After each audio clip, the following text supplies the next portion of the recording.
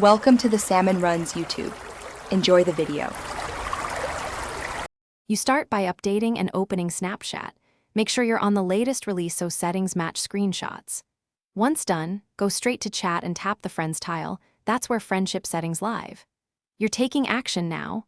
Open the profile, tap the three dots or gear to reveal customization options, and prepare to adjust or clear emojis. This avoids waiting for vague menus and gets you into the controls that govern how those icons appear.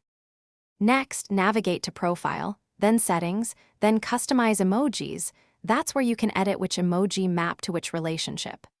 To remove an emoji for a single friend, open their profile, tap the three-dot menu, and choose Clear Conversation or Remove Friend. This resets the streak and associated emoji. If you prefer, change the mapping in Customize Emojis to a neutral icon. Make sure to think. Clearing conversation deletes local chat history and can alter streaks, so proceed intentionally.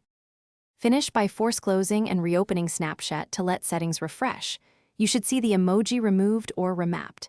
If icons persist, log out and back in, then clear the app cache via settings right arrow account actions, right arrow clear cache. This often forces a sync. If problems continue, reinstall the app because residual data can block changes.